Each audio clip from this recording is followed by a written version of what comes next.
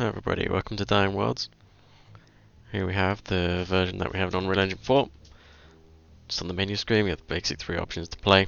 And here we go. So we are starting a cave. It's a simple cave with some books. Kind of sense of mystery, it's dark. Everything seems to be off to some extent. A glowing interactive book here.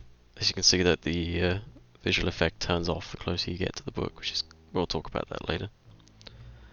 The lanterns in this were designed to be placed along the path to give the player some sort of direction out of the cave.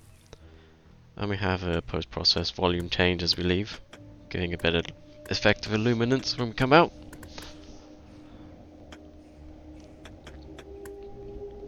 Bit of light combat.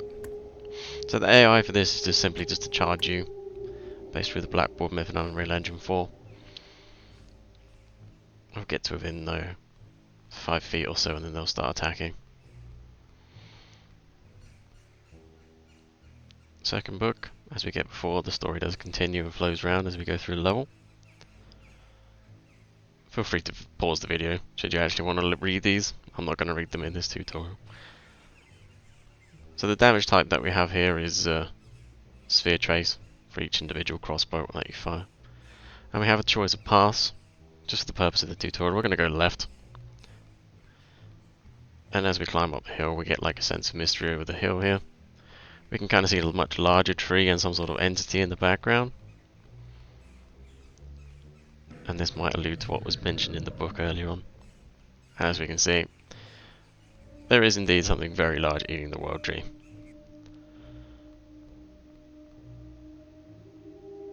Why it's here, what happened, was the premise of what the game was existing for.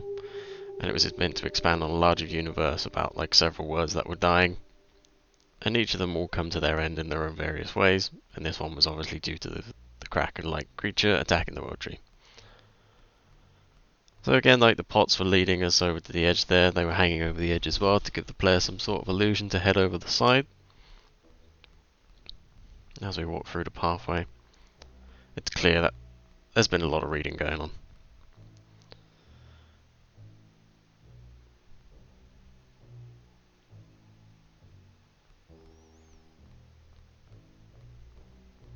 Entering a larger library section now. This one seems to have got a little bit stuck. So they disappear after a couple of seconds just to avoid them getting stuck on the player or like stuck in corridors or just overwhelming any graphics card that you seem to put on it.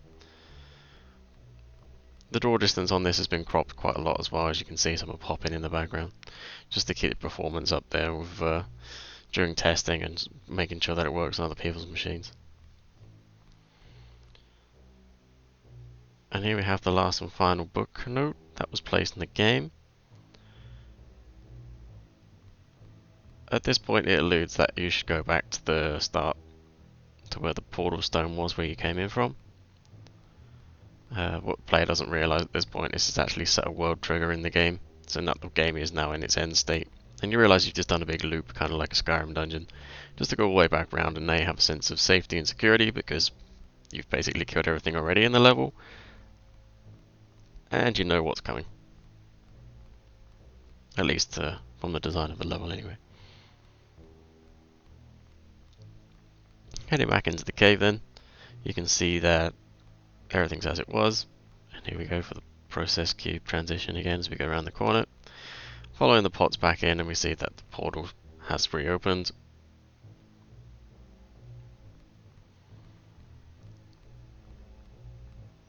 And entering this will take us back out of the game with some credits.